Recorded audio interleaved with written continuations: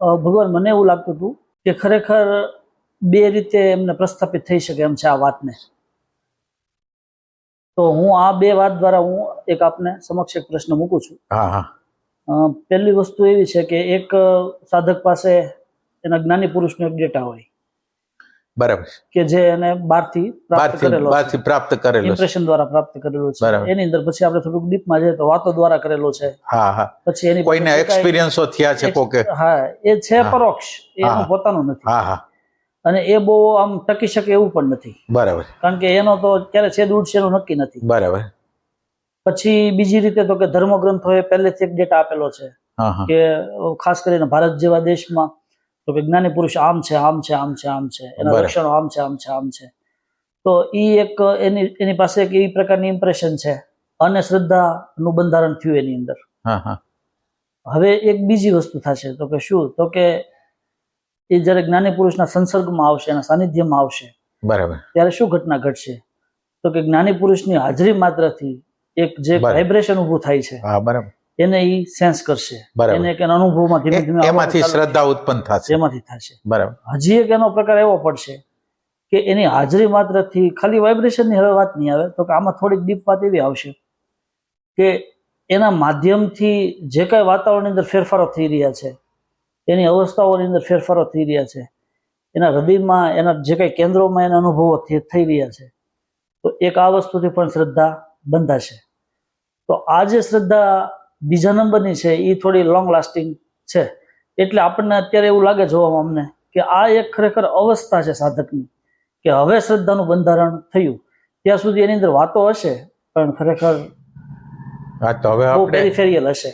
એટલે હવે તમારે આ અંગે આપને વિનંતી કે એટલે એક પ્રકારની શ્રદ્ધા છે કે જે બીજા લોકોએ બીજા દ્વારા સાંભળેલી છે અને માનેલું છે, અને એક આપણે સંતો આપણી સામે આવે છે ત્યારે આપણને જે શાંતિનો, આનંદનો, પ્રેમનો, અંદરના કેન્દ્રોનો કંઈક હલનચલનનો કંઈક આપણને અનુભવ થાય છે, એના દ્વારા એક શ્રદ્ધાનો ઉત્પન્ન થાય છે, એમ આપણે કહેવાનું તાત્પર્ય છે.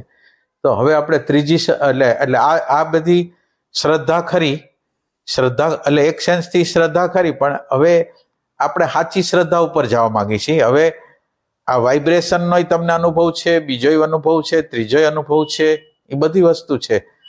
પણ હવે પ્રશ્ન થાય છે, એ ત્રીજો પ્રશ્ન એ થાય છે કે જ્યારે તમને કહેવામાં આવશે, હવે તમને વાઇબ્રેશનની તો શ્રદ્ધા છે, પણ જ્યારે તમને કહેવામાં આવશે ત્યારે અમુક ભાગ તમે એમ કહેશો કે આટલો ભાગ સાચો છે, આટલો ભાગ ખોટો છે.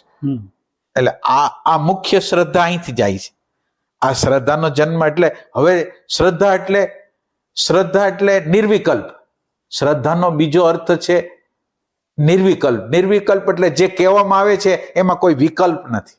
આ શ્રદ્ધા સતને ધારણ કરવું, એક સેન્સથી સતને ધારણ કરવું. સતને ધારણ કરવું એટલે નિર્વિકલ્પ, એટલે મન બુદ્ધિનો પ્રવેશ નહીં, મન બુદ્ધિનો પ્રવેશ નહીં.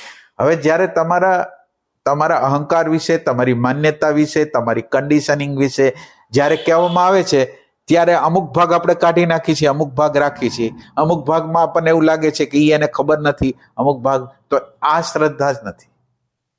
આ તો સાચી વાત છે ને? સાચી વાત છે.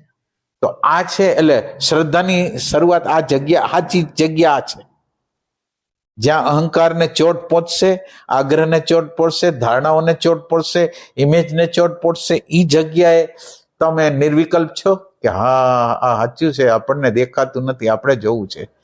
એટલે એની અંદર ખાલી તમારે શ્રદ્ધા એટલે શું ખબર છે કે આ કે છે એમાં કંઈક તથ્ય હશે. હવે તમે ના નથી પાડતા અને પછી તમે એને વેરીફાઈ કરો તમારા જીવન દરમિયાન, એટલે હવે તમને ઓમ સંશય નથી. પણ હવે આ જગ્યા છે ને, એ જગ્યા જ ટર્નિંગ પોઈન્ટ છે. બધા માણસો આ જગ્યાએથી જ પાછા વળે છે. શ્રદ્ધાનો જન્મ આ જગ્યાએથી. શ્રદ્ધાનો અર્થ છે નિર્વિકલ્પ. માનો કે એક વ્યક્તિને એમ શ્રદ્ધા છે કે ભાઈ તમારા લગ્ન છે એ નિર્વિઘ્ન થઈ જશે, તમારા જે ઘરમાં લગ્ન છે એ નિર્વિઘ્ન થઈ જશે, એમ એક એના કોક હાયરનું વ્યક્તિ તમને કહે છે, અને તમને હવે એમાં વિકલ્પ નથી ઉઠતો, તો ઈ શ્રદ્ધા છે.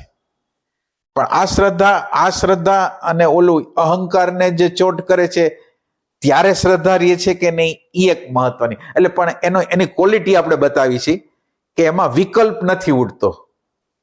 કે માનો કે આ વ્યક્તિએ કીધું કે માનો કે ઓપરેશન કોઈનું થાય છે અને કોઈને કીધું તમારું ઓપરેશન બરાબર થઈ જશે, એટલે એને શ્રદ્ધા છે. એટલે હવે એને કોઈ વિકલ્પ આવવાના તય અટકી ગયા છે. એટલે હવે એ વિચાર વગરનો થઈ ગયો છે, ચિંતા વગરનો થઈ ગયો છે, બોજા વગરનો થઈ ગયો છે. પણ એ વ્યવહારિક બાબતો છે. વ્યવહારિક બાબતોમાં આ શ્રદ્ધા. પછી આ શ્રદ્ધા સાયકોલોજીકલ સ્તર ઉપર જ્યારે આવે ત્યારે એને સાચી શ્રદ્ધા કહેવાય એમ. અને શ્રદ્ધાનો અર્થ એમ છે કે સત્યને ધારણ કરવું, એ શ્રદ્ધા છે.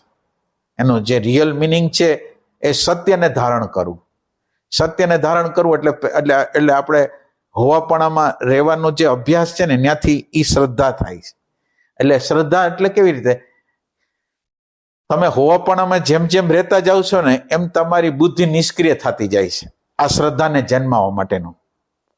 હવે તમે ડાયરેક્ટ રીતે બુદ્ધિને જોઈ શકો છો. તમે જ્યારે હોવાપણામાં આવો છો ત્યારે બુદ્ધિ દ્રશ્ય થઈ જાય છે, એટલે બુદ્ધિ વિકલ્પ ન કરી શકે. ઈ સેન્સથી આ શ્રદ્ધાને આપણે લેવાનું છે. એટલે આપણને માનો કે આપણે જે લેવલે હોય એ લેવલે આપણને એમ લાગે કે આપણે આ શ્રદ્ધામાં છીએ, પણ એવું નથી. માનો કે તમને એમ કહેવામાં આવ્યું હતું કે, એટલે તમે ખબર છે આપણે ક્યાંક આપણે સત્સંગ થયો તો એમાં તમે એમ કીધું તમને આ અનુભવ ન હોય, તો એ તમને અનુભવ ન હોય એ તમે જે કીધું ને એ અશ્રદ્ધા કહેવાય.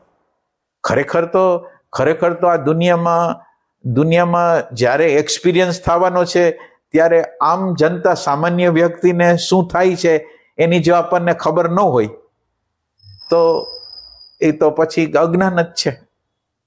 એટલે અજ્ઞાનમાંથી તો સંપૂર્ણ રીતે પસાર થવું પડ્યું જ હોય બધાને. એટલે હવે તમે એમાં સંશય, એટલે તમે એ સંશય ઉભો કર્યો, તમે અનુભવ નથી કર્યો, એટલે અમારી દશા તમે સમજી ન શકો, એટલે અશ્રદ્ધા થઈ ગઈ. જીખીએ છે એમાં તો શ્રદ્ધા ન રહી ને. એટલે આ શ્રદ્ધાને તમે વધારે ને વધારે પોષો. આ શ્રદ્ધાને જ્યારે તમને કહેવામાં આવે છે ત્યારે તમે એમાં કોઈ પણ પ્રકારનું ફિલ્ટર ન, એટલે આપણે શું કહેવાય, સેન્સરશિપ ન રાખો કે આટલું રાખો ને આટલું ન રાખો, બધી વસ્તુ સાચી છે. એ વસ્તુ શ્રદ્ધા છે. એટલે તમે જ્યારે પ્રેઝન્ટ મોમેન્ટમાં, શ્રદ્ધા એટલે સતને ધારણ કરવું. સતને ધારણ કરવું એટલે આ પ્રેઝન્ટ મોમેન્ટમાં રહેવું. પ્રેઝન્ટ મોમેન્ટમાં રહેવું એટલે મન બુદ્ધિ તમારા દ્રશ્યમાં આવી ગયા, એટલે એના વિકલ્પો તમને નડે જ નહીં. તમે એને દ્રશ્યમાં લઈ લ્યો તો વિકલ્પ ના નડે એમ. અને બીજી રીતે શ્રદ્ધા છે એ ડિસ્ટન્સ છે, જ્ઞાત સાથેનું ડિસ્ટન્સ છે. જ્ઞાત છે એનાથી તમે જુદા થઈ ગયા છો. એટલે તમને માનો કે જેના પ્રત્યે શ્રદ્ધા છે, હવે જ્ઞાતનો પક્ષ તમે નહીં લ્યો તો તમારી અંદર સાચી શ્રદ્ધા છે.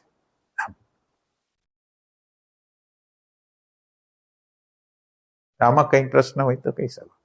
હા, હવે શ્રદ્ધાનો એક નવો જ આયામ છે બીજો, કે જ્યારે સાધકના જીવનમાં ઈશ્વરનું ધીમે ધીમે અવતરણ ચાલુ થયું ત્યારે શરૂઆતના તબક્કે એને એમ લાગશે કે કંઈક ફેર થયો.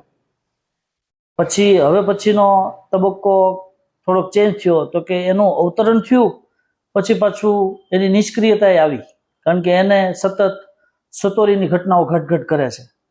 આવે છે જાય છે, આવે છે જાય છે, અથવા તો અંધારું અંધારું. અને પછી એને ત્યારે એવું લાગે કે આ નહીં હોય, આ તો હતું તો ખરું એક સમયે.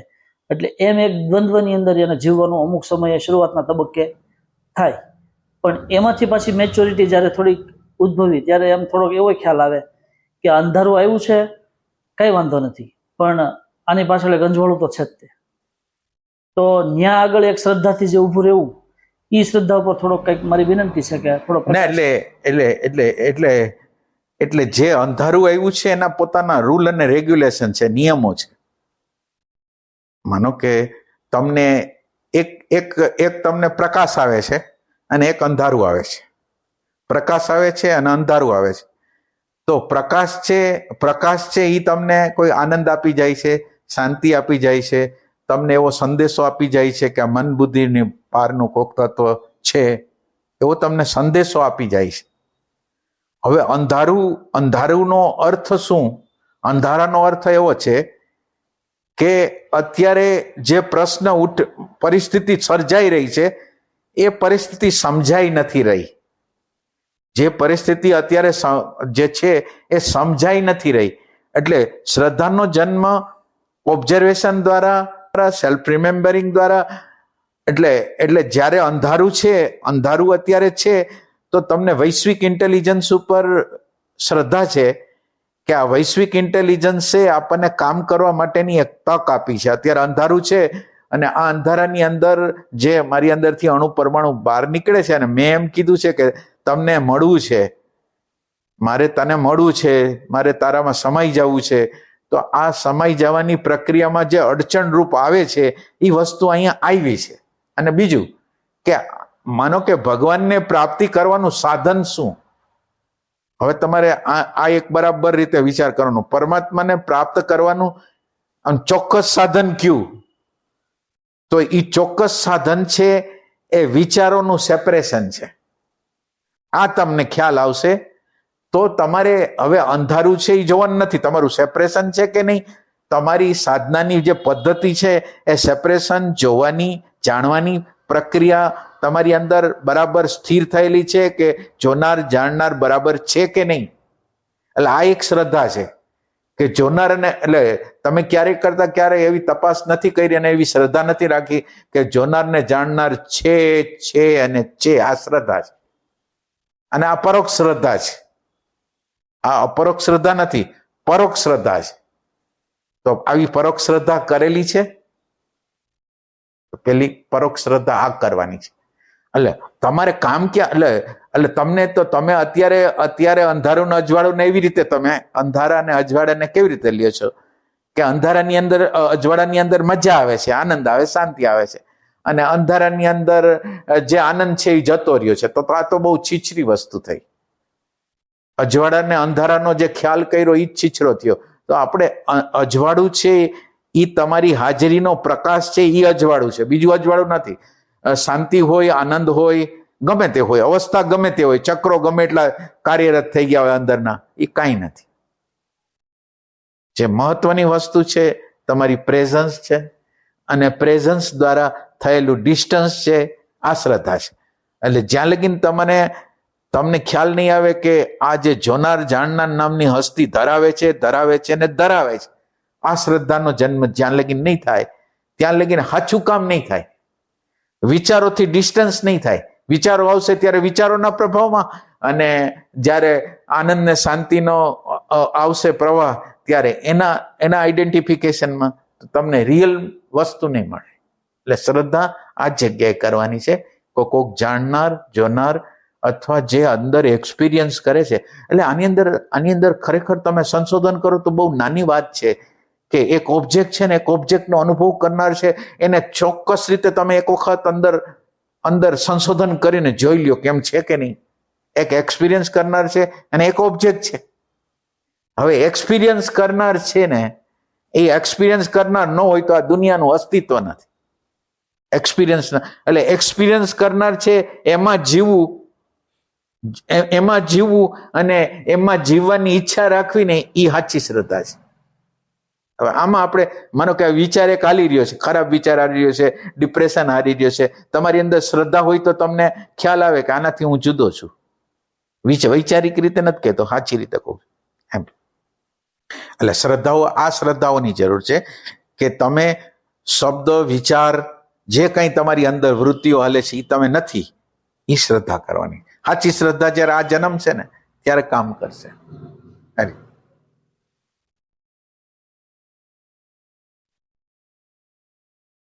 એટલે શ્રદ્ધા હોય ત્યારે લર્નિંગ હોય. શ્રદ્ધા હોય ત્યારે લર્નિંગ હોય, અને લર્નિંગ હોય તો જ્ઞાત હોય એને આપણે બધું મૂલ્યવાન ન માનતા હોય. જ્ઞાતની બારે કંઈક છે. જ્ઞાતની બાર એટલું બધું છે કે તમે અંદાજ ન કરી શકો એટલું જ્ઞાતની બાર છે.